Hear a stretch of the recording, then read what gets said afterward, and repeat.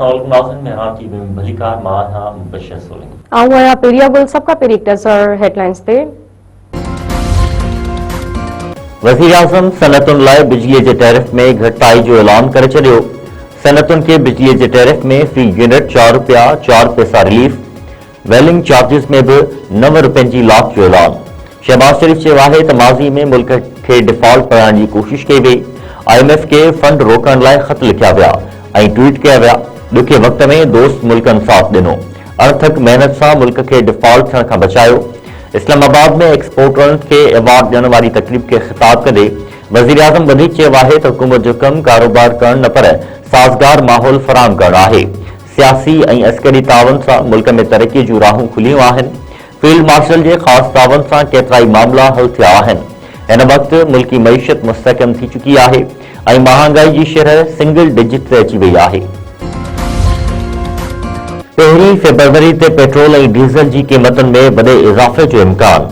ज़रीअनि मूजिबि नार जे ख़िते में जारी छिकतान ऐं अमरीका ईरान जंग जे ख़तरे जो असर पेट्रोलियम शयुनि ते पवंदो। 1 फरवरी खां पेट्रोल ऐं डीज़ल जे फ़ी लीटर क़ीमत में ₹9.47 ताईं इज़ाफ़ो थी सघे थो। अमरीकी सदर डोनाल्ड ट्रंप चयो आहे त ईरान तरफ़ अमरीकी जंगी बेड़ो रवानो करे छॾियो आहे, पर उन जो इस्तेमालु न करणु बहितर हूंदो। ईरान सां अॻु में बि ॻाल्हियूं कयूं आहिनि ऐं आईंदा बि ॻाल्हियुनि जो इरादो आहे। सहाफ़ियुनि सां ॻाल्हाईंदे अमरीकी सदर वधीक चयो आहे त बर्तानिया लाइ चीन सां कारोबार करणु ख़तरनाक थी सघे थो। कैनेडा लाइ चीन सां वापार करणु उन खां बि वधीक ख़तरनाक हूंदो। मुंहिंजे ख़्याल में क्यूबा जी हुकूमत क़ाइमु न रहणु घुरिजे। मियावाली में CTD जी कार्रवाई 6 मुबैना दहशतगर्द मारिजी विया।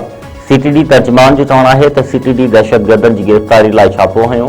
6 ख़तरनाक दहशतगर्द साथुनि जी फायरिंग में मारिजी विया। CTD तर्जुमान मूजिबि कार्रवाई दौरान 8 ख़तरनाक दहशतगर्द ऊंधाही जो फ़ाइदो वठंदे फरार थी विया। हैदराबाद में CNG टैंकर के बाहि हिकु ॼणो सड़ी फोत। वाधूबा बाईपास ते CNG स्टेशन ते बीठल टैंकर में ओचितो बाहि भड़की उथी। बाहि हिकु घर खे बि पंहिंजे लपेट में आणे वरितो। 3 फायर ब्रिगेड गाॾियुनि बाहि ते ज़ाब्तो आंदो। फौती जो इलाज सिविल अस्पताल मुंतक़िल।